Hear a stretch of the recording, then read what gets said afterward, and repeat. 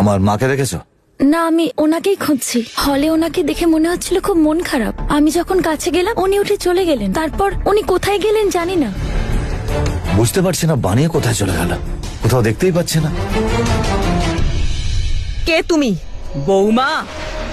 তোমার শাশুড়ি মাকে চিনতে পারলে না?